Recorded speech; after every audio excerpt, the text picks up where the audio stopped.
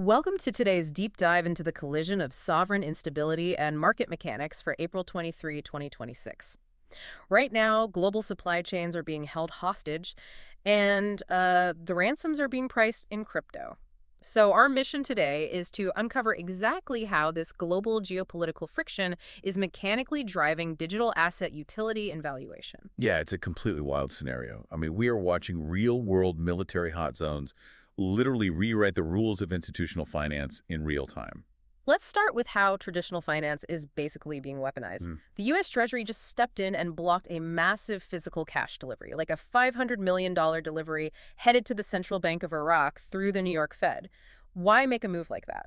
Well, the goal was to squeeze Iranian-backed militias by, cutting off their cash supply. Okay. But when you suddenly block pallets of physical paper money from entering an area that heavily relies on them, you engineer an immediate artificial dollar shortage. Right. You take away the cash, and business doesn't just politely pause. People find workarounds. Exactly. Because they can't access traditional dollars, local businesses and cross-border traders are just forced into alternatives. Yeah. They're migrating to crypto just to keep trade moving, completely bypassing the fiat blockade. And we're actually seeing this play out physically in the Strait of Hormuz, right? Yeah. The region is paralyzed. Islamic Revolutionary Guard Corps forces are boarding international ships. But here's the craziest part.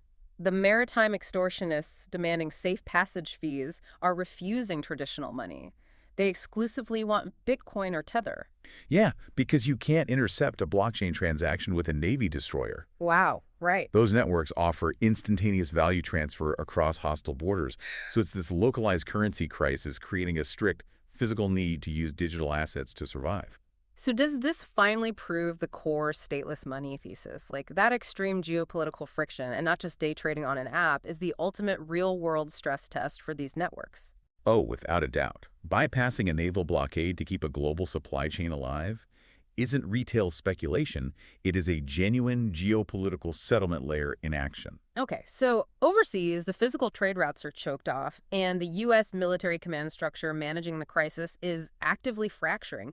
I mean, we just saw the sudden firing of Navy Secretary John Phelan, which injects massive operational risk into an already volatile situation. You would think markets would panic, but Wall Street, completely unbothered. Total institutional indifference. Yeah. In fact, Wall Street is just vacuuming up available supply. Right. U.S. spot ETFs just recorded their 7th consecutive day of net inflows, absorbing another $336 million. They really don't care about the blockade. They just care about accumulating. And they're getting more sophisticated about how they do it. GSR just launched BSO, which is an actively managed ETF holding Bitcoin, Ethereum, and Solana. Right. But why does this specific fund matter to the average investor looking at their portfolio right now? Well, because BSO integrates staking yields directly into a regulated wrapper. Historically, if you wanted the extra yield from staking Ethereum or Solana, you had to manage the crypto yourself, which is, risky and highly technical. Yeah, nobody wants to deal with private keys if they don't have to. Exactly. Now, Wall Street is doing the heavy lifting, allowing traditional investors to passively collect those yields. So they are systematically vacuuming up all the available crypto on the open market.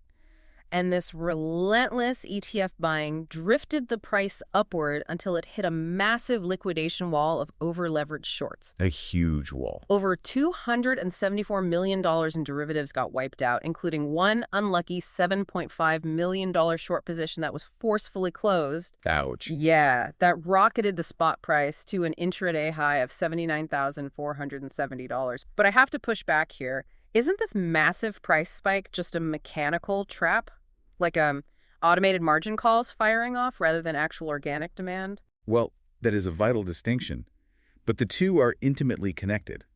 Think of it like a giant spring being slowly compressed. Okay. The passive everyday ETF inflows are compressing the spring by quietly buying up the available supply.